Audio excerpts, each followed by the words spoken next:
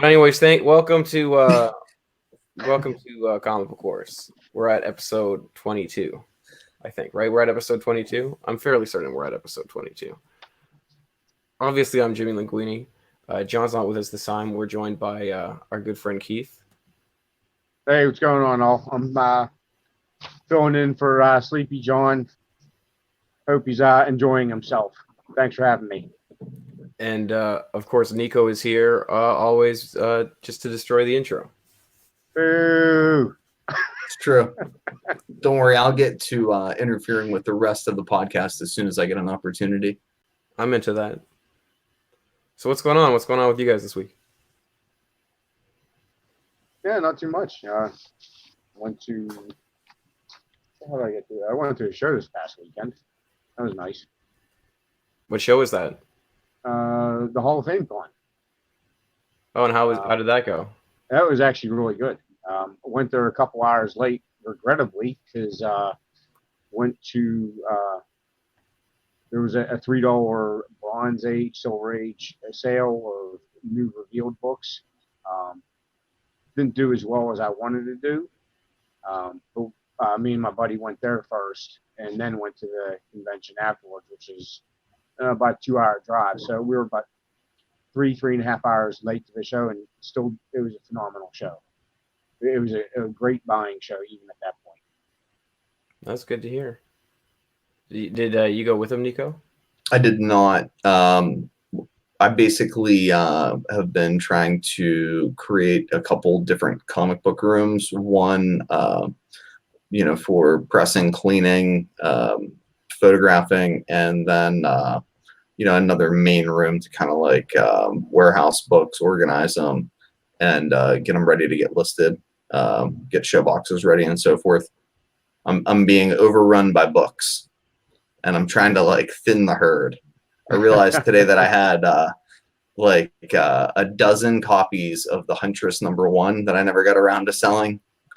And there may be more than that. I just remembered when someone mentioned that book to me, they were disappointed about the trailer. And I was like, I've got a dozen copies of that. And I know I have at least a dozen because I remember finding a dozen in one shot at $1, out of the dollar boxes. So I probably have maybe, I don't know, 2 dozen, a dozen and a half. I think that book's actually still selling. We just, a buddy of mine and I set up at a convention a couple weeks ago and sold 2 copies, I believe. At least nice. I seen someone pick them up. I can't remember if they actually gave us money or just put them back or whatnot. But at least there was interest. I think they were sold though. Yeah. So neither of you guys saw the Birds of Prey trailer. No.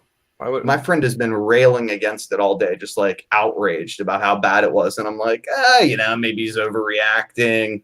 And then I watched it and I was like, oh, if this was like a CW TV show, I'd still be disappointed. It looks terrible. That's bad. Yeah, it looked terrible. I was just like, oh, I hope this is a bad, I was like, maybe they'll do another trailer. Like maybe people won't see it. And oh. Wow. Well, it's horrifying. Who cares? I mean, the DC movies are what they are. I mean, who cares? But this last weekend, I was at a comic convention, and I was told a pretty crazy story, and it was verified by a few people, and I looked into it, and Jimmy, what? You want to hear about Swan? Hello? Is that me? Am I fine, or is it there? It's not fine? Yeah, I can hear you now. Sorry. Who can you hear? Can you hear? Who can? Am I? I can hear both of you guys. Yeah, I can hear both of you guys now. But what about before? We're having major technical difficulties. Who was breaking up before? Was it me or him or both? You. All right three. Yeah. It was just for a brief second. I probably overreacted. This is But please, tell us about your story. Yeah. So. Anyway, so I was at a. I don't even know where I was now. Now it's just. You said you're at a convention. Yeah, I think my connection's fine. I think it was Nico whose connection's not good. I apologize. I think I was fine though the whole time. I don't get it. I don't know. That's what got me that's what got me a little struck up there. I apologize.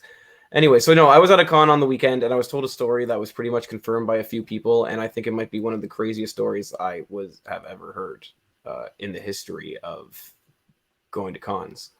So, apparently, at this past Toronto Comic Convention in the end of August, I think that's when it was. I'm pretty sure that's when it was.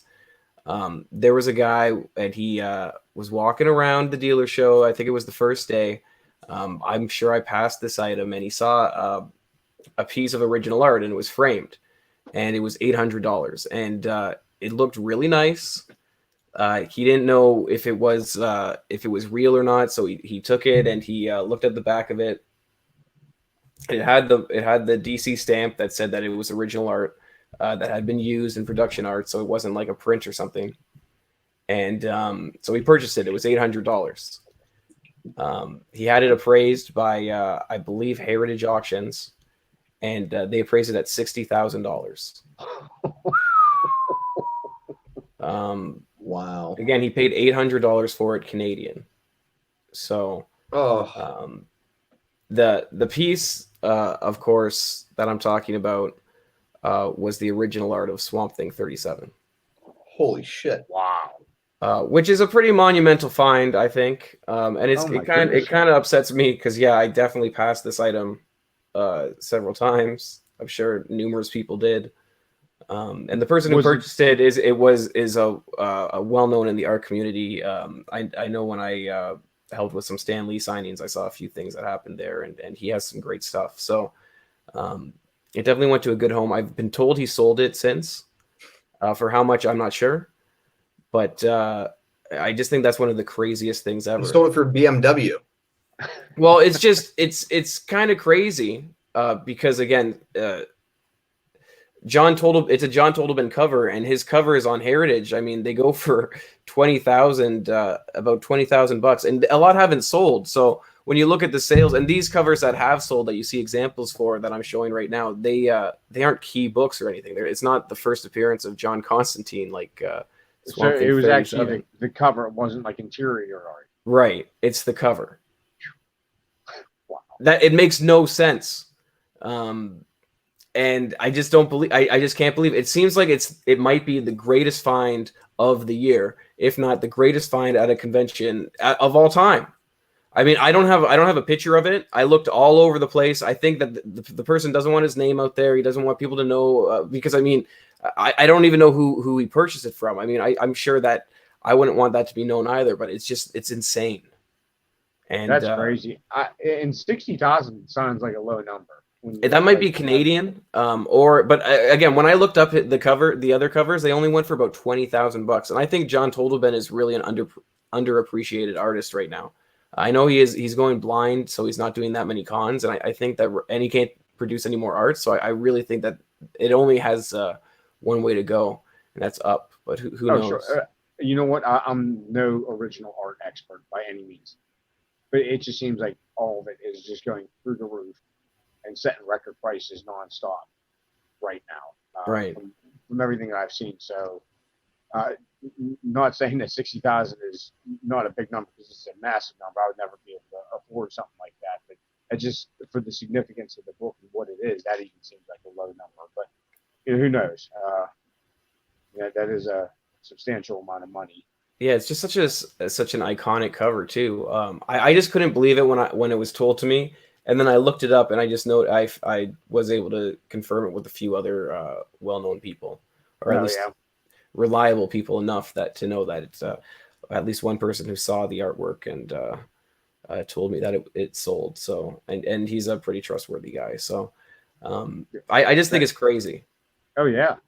And have you ever seen anybody pick up something? Like I know we all talk about picking up books and making money on them, or like buying a book for $1 or for a few bucks and making a big margin. But this is the craziest thing I've ever heard.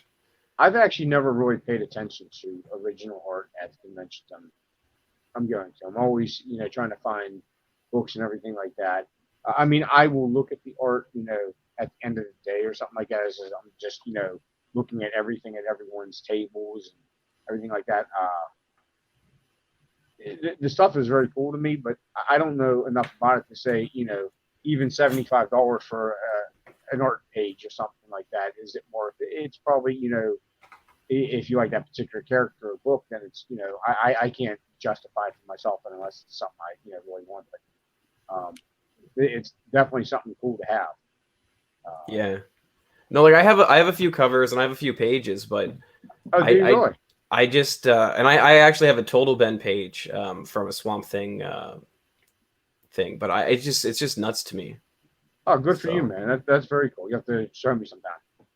Yeah, I put it on like Comic Art Fans or something. It's from like I don't know. All those Swamp Thing books are so good. Like I mean, Swamp, like you don't see Swamp Thing in the page, but it's you can see all like it's obviously Total Ben.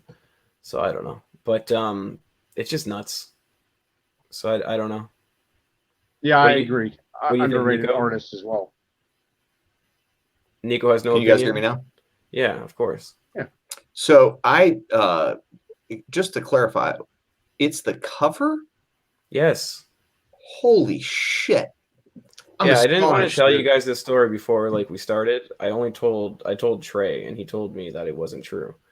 But yeah, it's amazing. Nuts. That's just like that's the kind of like just amazing story that you would think would run like top story on every comic book related webpage, CGC boards, the whole nine.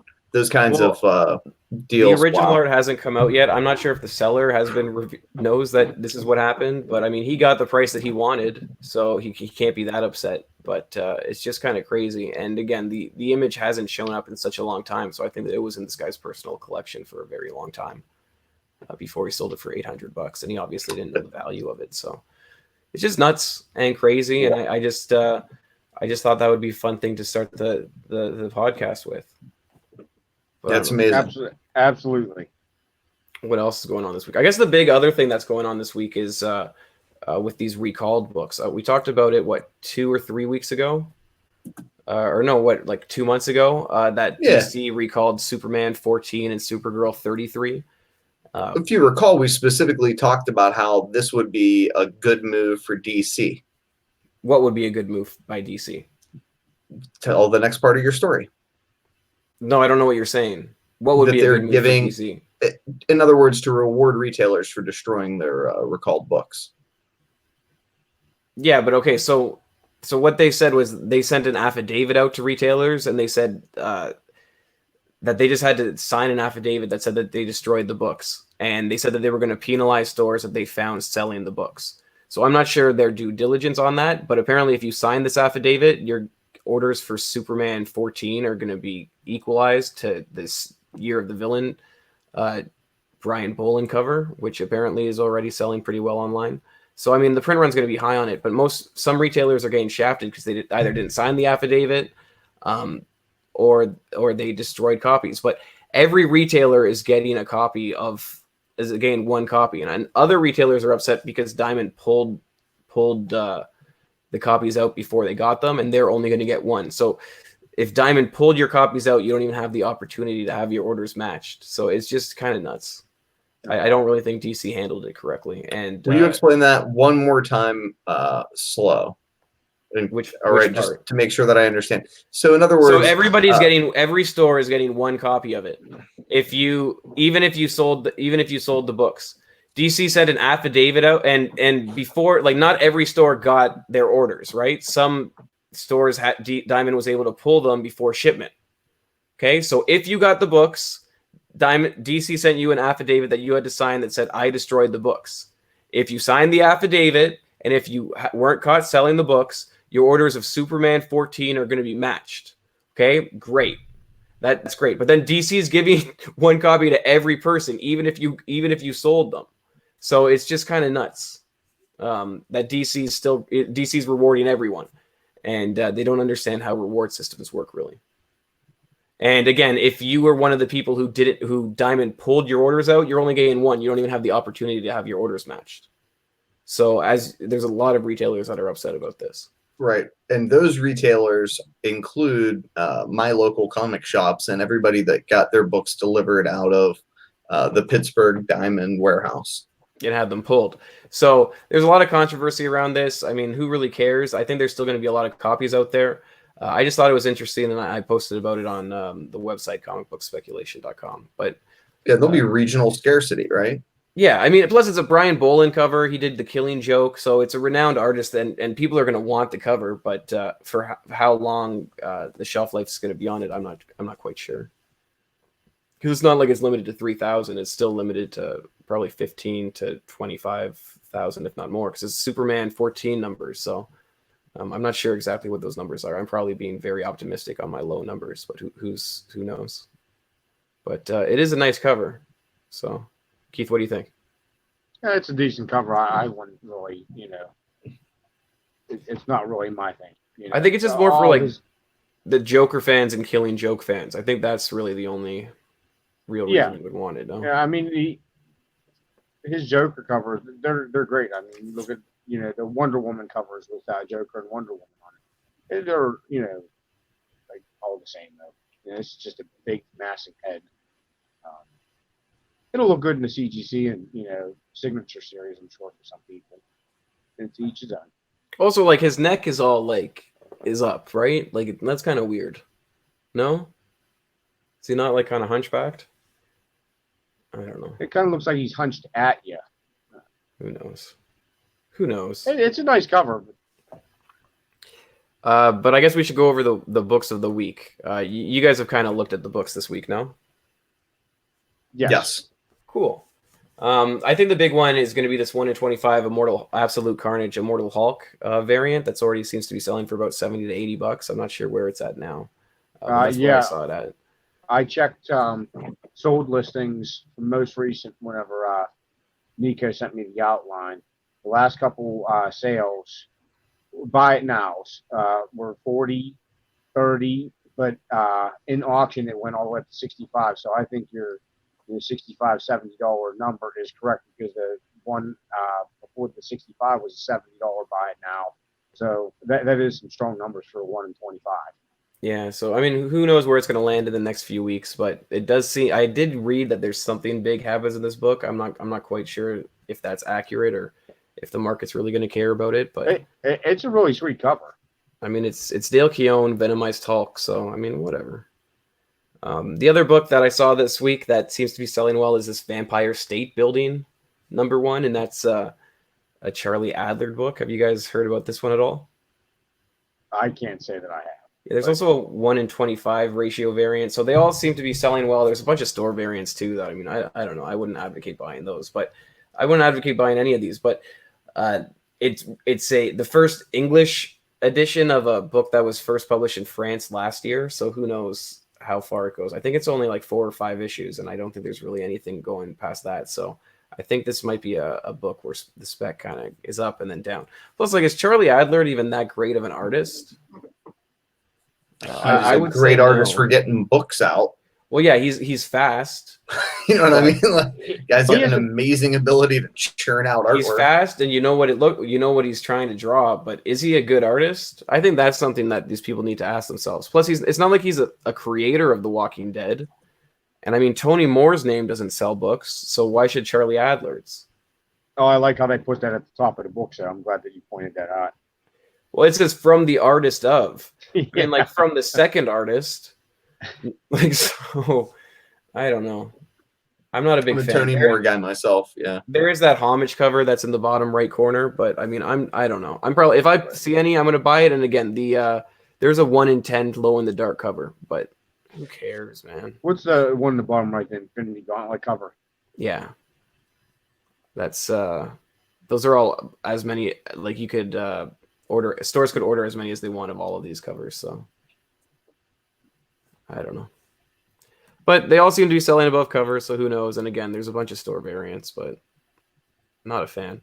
And then Mikhail Thief is launching Cobra #1 from with Image Comics, and that's kind of like a continuation of his self-published Cobra. So I'm pretty excited for that, because pretty much every issue of his self-published one sells for well above cover. So I'm pretty sure that this book is probably going to be a good book to hold on to, and then in 4 months we'll see where it stands. The original series, I think it was like limited to 400 copies or something like that. Yeah, a few of the issues only have 500 or 400, and that wasn't because of like choice. That's just because he Yeah, and those sell for wasn't big selling money. them. I mean, well over cover. A couple $100, closing in on 1,000, maybe even more.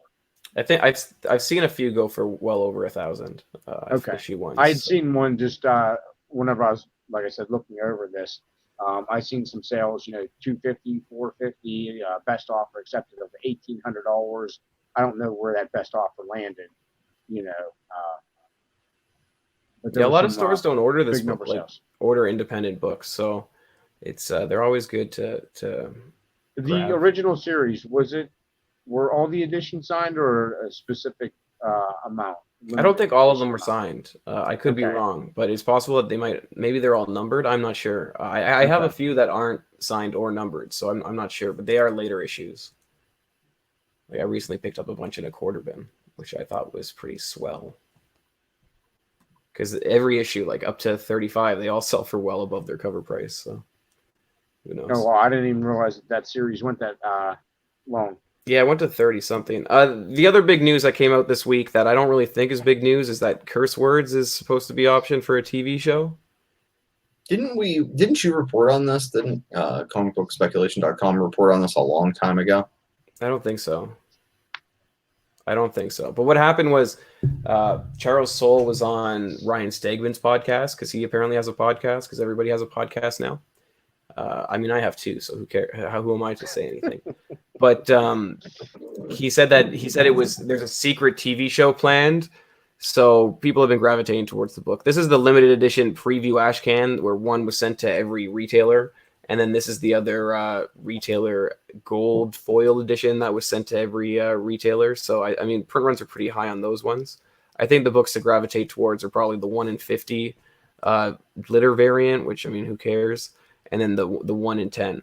But and of course there's the Image 25th anniversary covers, and there's like 6 different variations of that one, and it's like some kind of Savage Dragon thing. So I mean, who knows where they land? I mean, there is a koala with 6 bionic arms and 6 guns, so that is pretty cool. But That's the one I would go with.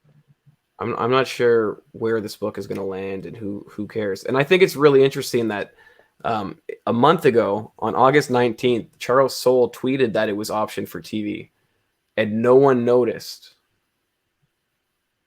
Like nobody cares. Nobody cares about Charles Soule. So I think people are jumping on this book now. But I think now it's just sell your books if you can. These aren't books that you want to be holding on to because nobody cares about these properties. And again, what happened to Letter 44? Remember, that was the last Charles Soule book. Like, what happened to that one? I mean, what am I supposed to do with my copies of that? So I don't know. I think that's something to keep in mind as well. No thoughts, Nico? I am disappointed that my internet connection continues to fail, and if it does, I know that I'll be leaving you guys in trusty hands. So I want to apologize ahead of time. Like I said, I've moved rooms, and I don't know if I'm going to need tech support. As far as curse words go, you probably should have tested it before we went live. That seemed reasonable in retrospect, much like the rest of my life with my poor life choices. But anyway, yeah, I'm not too excited about any of those covers except for that 1 in 50. What is that? A glitter cat? Yeah, Ryan Brown had another. I can get behind that. Well, Ryan Brown had another cover where he used this exact picture of his cat without the beard and without the laser background. I think maybe it had the laser background. I don't know. And it was for a different book. So he's using it again, and it's glittery. So, I mean, I don't know. But it is a 1 in 50, so who knows how many are really out there. And Forbidden Planet has like a trade paperback variant using the same covers, so who knows. But that is pretty funny. It's not something I'm excited for anytime. The other big news that came out this week, and I know Nico wants to talk about this a little bit, is there's rumors that there's going to be that DC is developing an Adam Strange TV series. So I'm not sure where that goes. He did appear on Krypton, so I'm not sure if it's going to be a spin-off of that character, if it's going to be the same actor, if it's going to be a totally new Adam Strange, which is cool. His first appearance is in Showcase 17. Nico, anything? Yeah, I mean, essentially what happened is DC trademarked Strange Adventures. They, were copywriting the entertainment and trademarking the entertainment rights to using that phrase for television and film.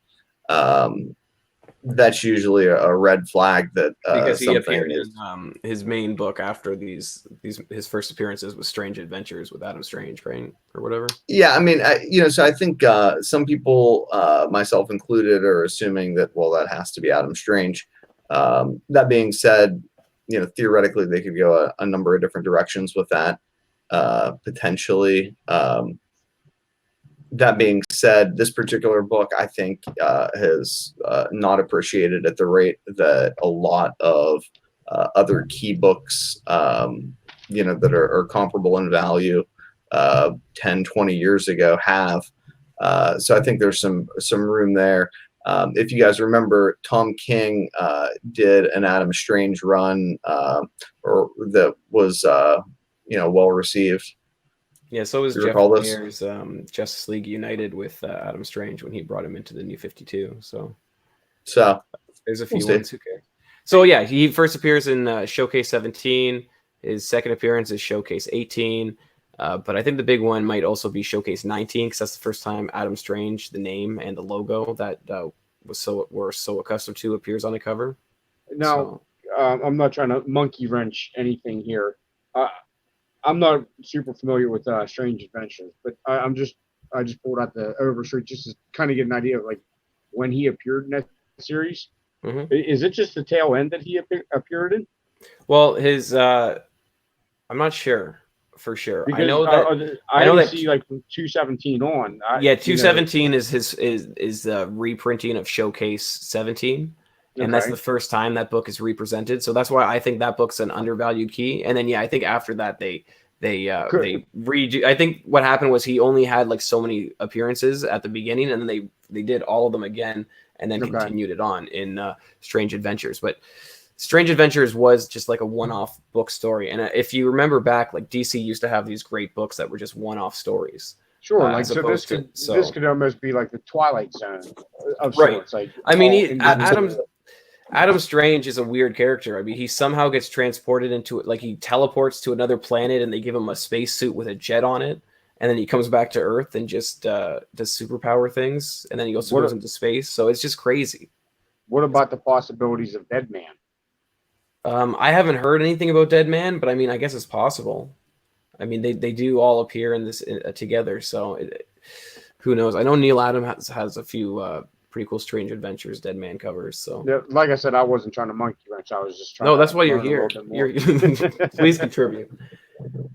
I my line of thinking is I think 100% conducive to what you guys are saying. For whatever reason, people have started to gravitate towards the Adam Strange books, but I don't think there's any solid information that indicates that it's going to be Adam Strange as opposed to. Well, I heard Adam Strange, and I didn't hear anything about the copyright thing. I heard Adam Strange, and my source that has been right a lot. So I don't know. He could be wrong. Who knows?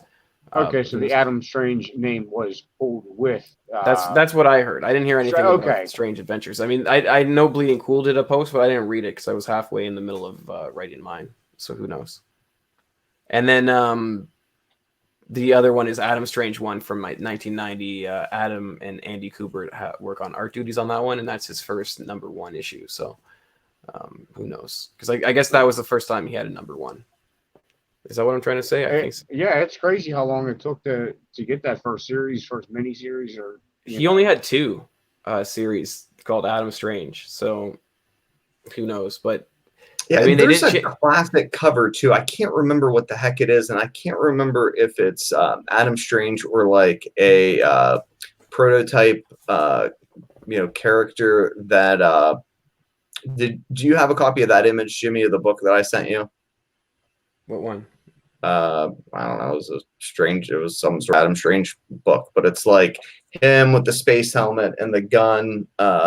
It's kind of been repurposed a number Yeah, of different times. you're talking about volume 2 of Adam Strange 1. I didn't put it up because again, that's volume 2. Do you know the book I'm 2002. talking about? Yeah, I just told you it's It's volume like a yellow. 2. Volume 2, number 1. It's cover. not yellow. It's volume 2, number 1 from. I think he's talking about a mystery. No, right? No, that's a. No, I know exactly what book he's talking about. He's talking about Adam Strange number 1 from 2002, volume 2 of Adam Strange. Yeah. I mean, I think that's what he's saying. I don't know. It's almost like it's almost like talking to Mr. Roboto over there. Who knows? What else is going on? Keith, I heard that you wanted to talk about Marvel Premiere 15. What's up with that? Oh, nothing.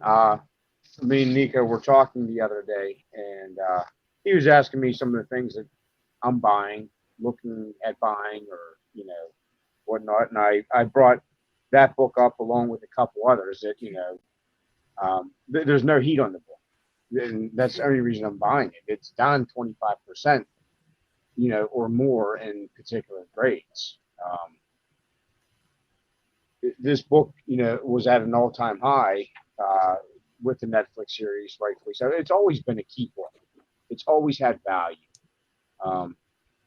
Therefore, I think it's for myself, it's a great pickup, especially right now. The book guides for $600 in 9.2.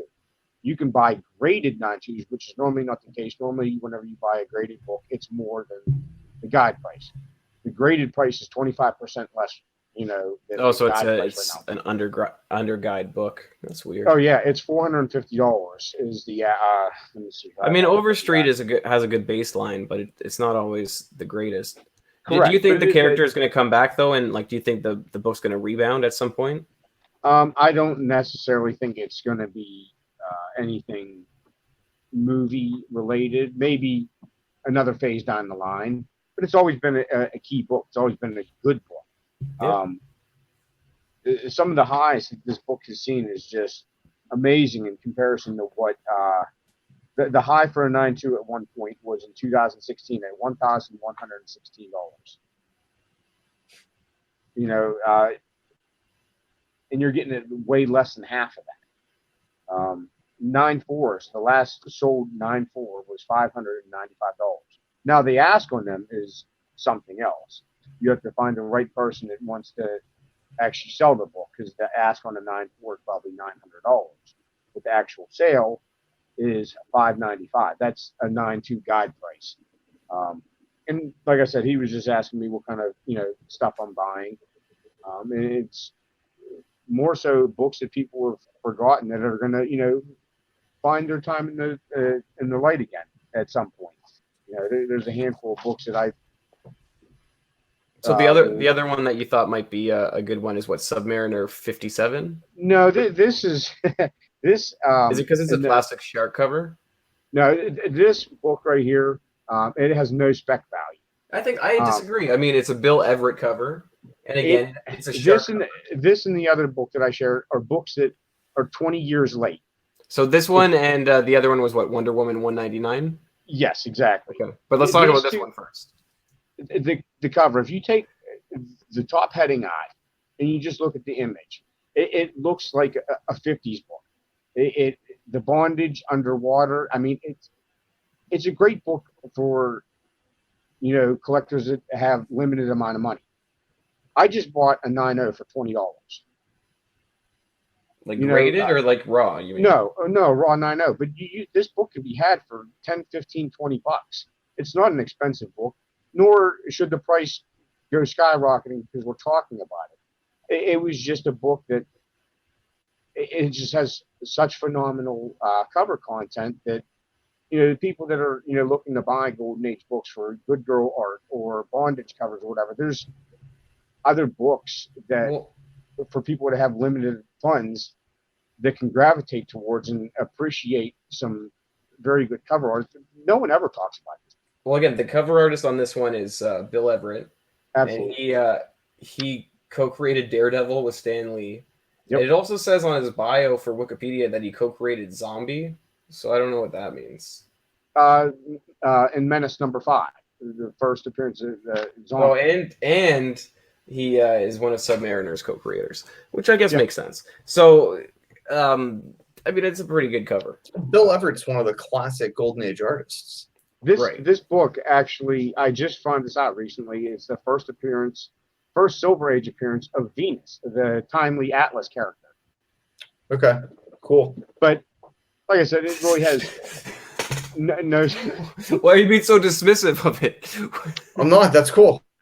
I didn't know that. I like when people teach me things. That's not dismissive. I just think it's a classic shark cover. I mean, I like it. Yeah, I love this cover. I was just looking for things to share and participate. And you think it's the same thing with the Wonder Woman 199? That's yeah, just an undervalued book. This book can go for a couple $100 in a higher grade. Like if you're looking at 9.4, something like that, you're looking at $300-400. But you can get a nice copy, for $80, $50. That's within a lot of people's price range. And look at that cover, Jeff Jones. That's a phenomenal cover. Like it doesn't get any better than that. Yeah, like how did she get out of that sticky situation? I agree. Nico, you think you're able to talk about some books now? Cool. I'm glad you're here. You want to talk about your corner, Nico? And he's gone. That's amazing. I'm excited. I like Nico. I like when he leaves. I like when he comes back. I'm not quite sure, but I don't know, man. Did you pick up anything else at that show this weekend? Hold on one second. Oh, okay. Well, I'll lose everybody. That's fine. I mean, I think the best part about I did a show this weekend, and I forced my dad to come, and he just got to experience the con, and I enjoyed forcing my dad to work the con for me. So I got to buy books. I did a con, and I made my dad set up, help me at it. He was pissed off, but the guy who usually helps me, he got a new job. Shout out Andrew. He runs the CGC Comic Fans Facebook page, and so I made my dad come, and he was pissed off, but he didn't seem that upset when he was there. But I don't know, I just thought it was really funny.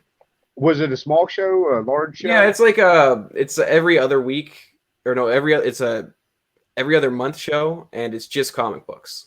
I've been doing it for about 3 years, and I really enjoy it.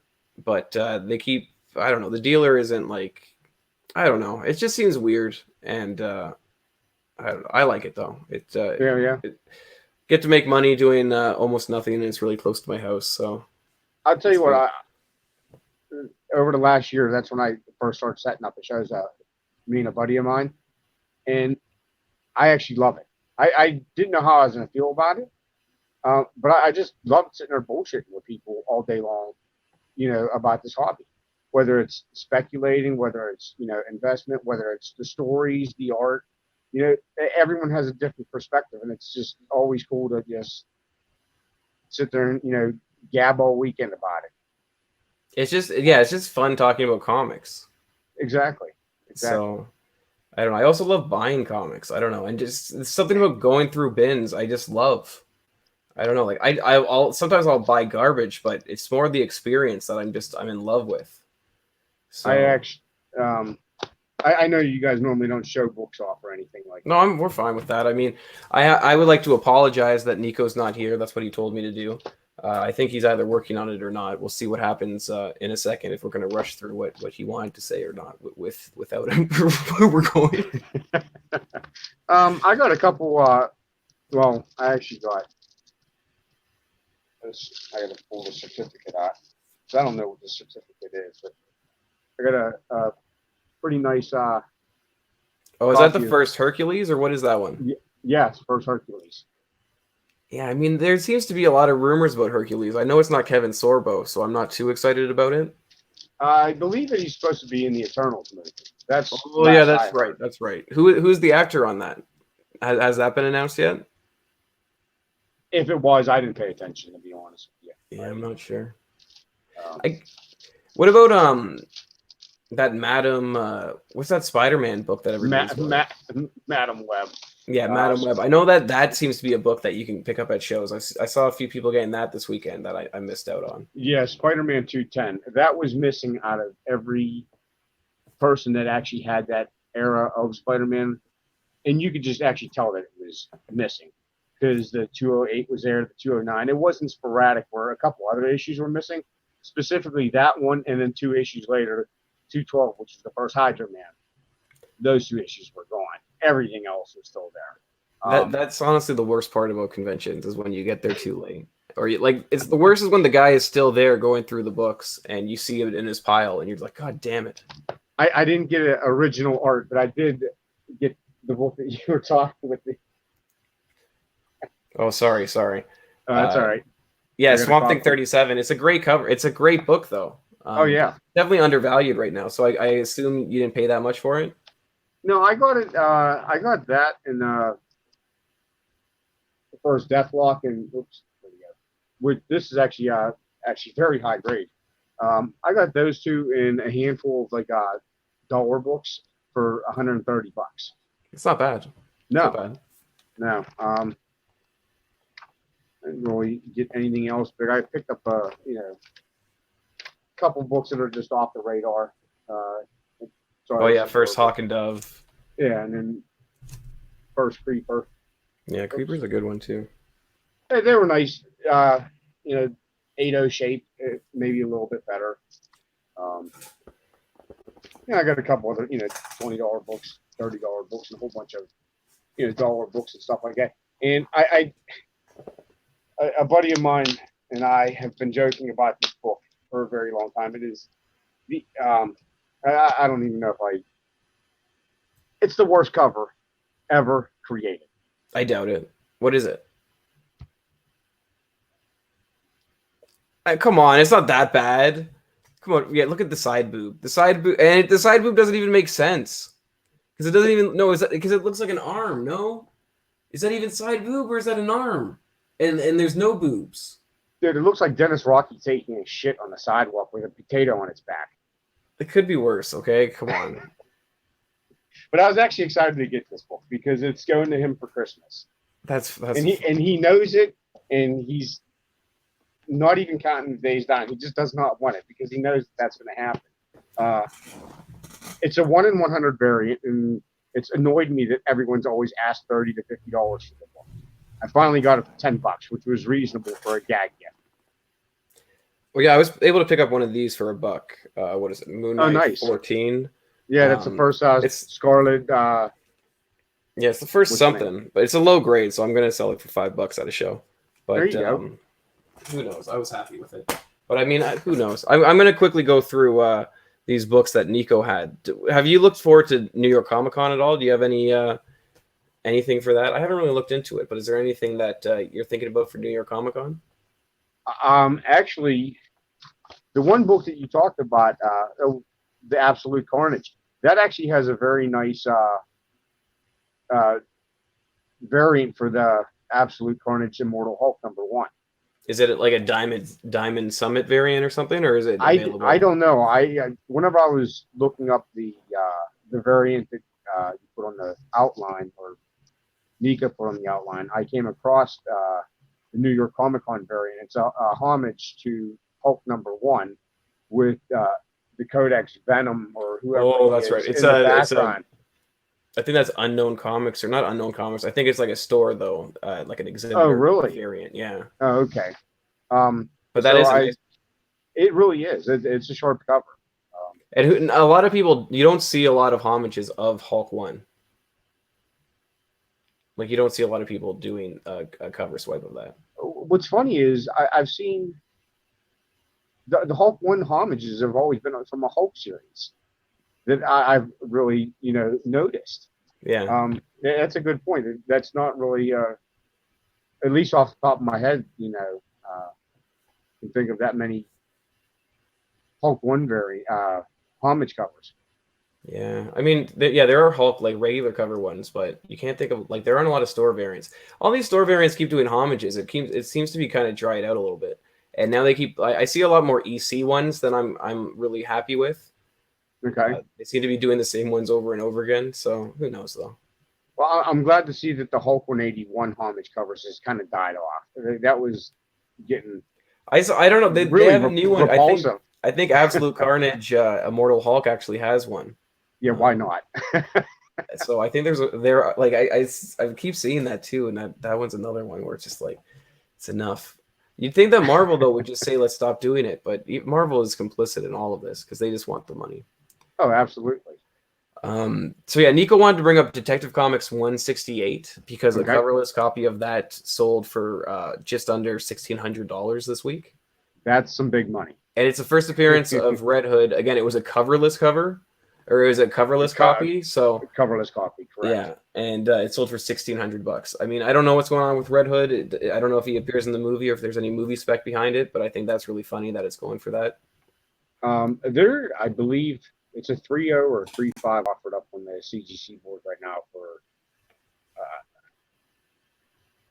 I want to say 10 grand. Well, this 2.5 that I took the picture from was a few $1,000s. I don't think it was at 10 grand, but it was. I could be completely wrong. I know it's a good couple $1,000s. I looked at it briefly, and it had nothing to do with the outline. It was just scrolling through. For sure. We're selling.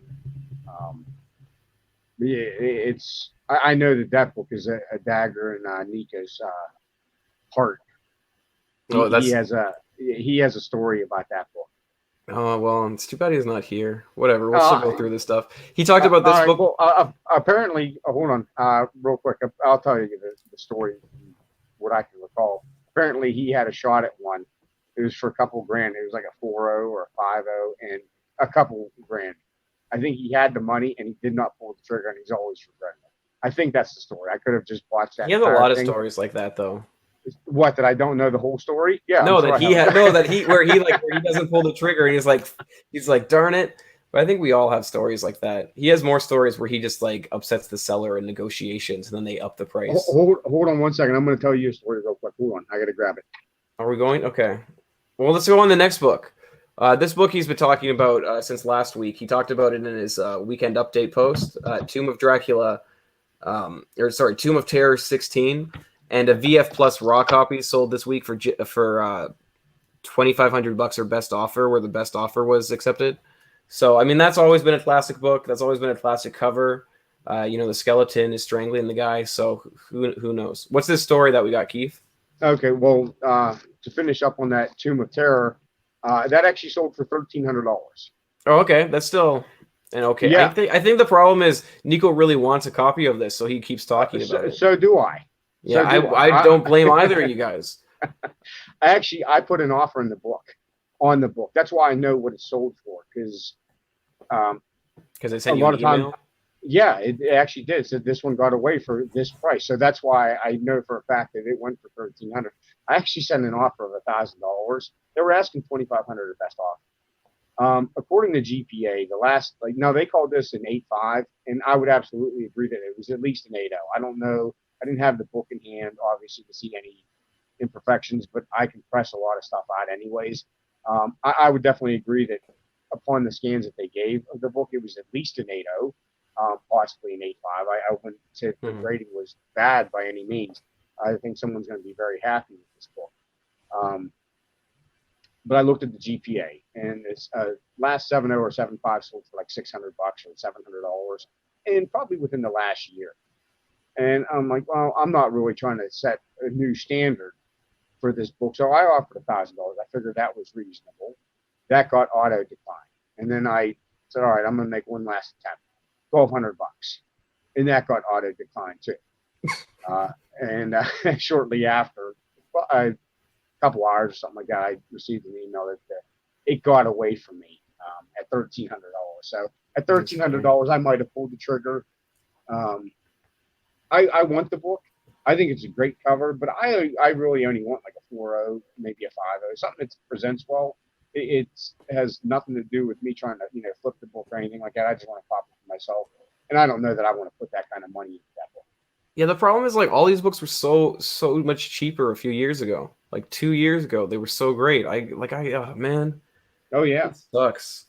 I had so many opportunities on so many great books, and I was like, oh, maybe later. But I mean, I have some awesome books, and now I have to slab them because these EC books are going crazy. But I mean, it's unfortunate the prices that some of these books are going for these days. It's just insane. Yeah.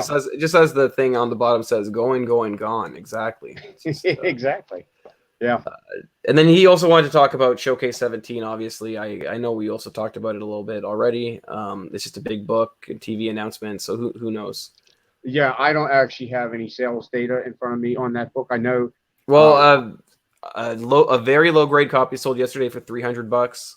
What kind of low grade are we talking about? It was very low grade. Like it looked wavy. Like a 1.0, 2.0? Maybe. I mean, when I was looking for pictures of books, it was hard for me to find one. And if you even look at this one that I've chosen, and again, this is from eBay, you can see that it's missing a few spots on it. Mm-hmm. So there aren't a lot of very high grade copies of this book. I don't think it was. No, and it's really actually not offered too often in high grade because of that majority black cover. Yeah, that's book. true. I mean, it's showcased what, number 17? Yeah. Is that, yeah, I mean, you're talking 1958 or 1959 at that point. The Showcase 22, first Green Lantern, came out in 1959. So we're talking, before 1960s here. It's just not an easy book to find to begin with. Yeah, it's not let great. alone in higher grade. I just like his spacesuit. I don't know, because he's wearing a cool little rad helmet, and then on top of that, he's wearing like that astronaut dome. So he's wearing like two helmets. Yeah. And then his hand isn't wearing, like, he's in outer space, but his hands are fine somehow. Like they're not wearing gloves or anything. So it's just weird. But I'm into it. The other big news that I thought was pretty big that came out this week was that they're making a Last of Us 2, which I think is pretty rad. The main reason I'm talking about this is they had a collector's pack that sold out that was offered at GameStop. It's called the Elite Edition, and it's selling for about $500. Wow. It comes with a game and a statue, and it retails for $200. And I mean, Best Buy is supposed to have them, so I mean, you might still be able to pre-order it at a few places. But the main reason I want to talk about this is, of course, there was the comic book series from Dark Horse Comics, and it has somewhat revitalized sales in it. So wow. The cover on the left was available in special collector packs of the first game. So it's not a very high print run, not very easy to get in high grade. And these books were selling for almost nothing before the game was. I actually knew nothing about this. That was one of the things I actually did no research on. I'm like, well, somebody else has got that one. Well, I was really into the PlayStation game Last of Us. It had an online component where it was like 4-on-4, and I really got into that. What kind of game is it? It's like Call of Duty kind of, but again, it's smaller teams, and so it's like a first person shooter, and it's smaller teams, and it's more strategy based. Okay. And the first one got a bunch of awards saying that it was one of the greatest stories ever told on the PS3. It's also, really? I think it was the number 3 best-selling game for the PlayStation. Wow. Of all time, which is pretty big. So this comic book was a prequel to the story, and then the next. So I don't think they haven't announced another comic book for The Last of Us 2. They do have art books from Dark Horse Comics, so I wouldn't be surprised if one came down the way. But I think if you can find these books, and if you can find them underpriced, they're great books to be grabbing, and they are catching some interest online now. I think you're absolutely right on that. I never knew anything about either one of these books or the game itself. So it's a storytelling shooter game. As Angry Bugle saying, the game's actually a survival horror zombie apocalypse game, which is true. It's great. I made so much money by selling the back issues of the Dark Horse books that I was like, I have to check out the game. So I bought the game. It was like $60, and I couldn't stop playing it because I always played Call of Duty. I couldn't stop playing Call of Duty, and this game made me stop playing Call of Duty, which is a huge feat in itself. Wow. Because I was playing that game constantly and an unhealthy amount. So Last of Us. I think that's all we had though for this week. It's really unfortunate that our dude Nico dropped out, but I'm sure he'll be back next week. Did you have anything else you wanted to add, Keith? No, I'm good. Thanks for having me. Hopefully I filled in, good for you guys and pulled my weight. Yeah, no, I love having you here. As I was telling Nico, it's great to have you on. He tried. I wasn't on one time, and he tried to get a guest, and they canceled or they ghosted him or something right before it. So I immediately said we need to get you because it would be amazing. I think we're gonna like start to try to have more guests on, like try to do one a month or something. But I'm gonna talk to John about it next week, so we'll see. We'll see where that goes. And yeah, so I think John will be back next week, and Nico will hopefully figure out his internet. So thanks again for tuning in, and we'll catch you guys next week. And Keith, thanks again for joining us. You hey, take it easy. Have a good night, everyone.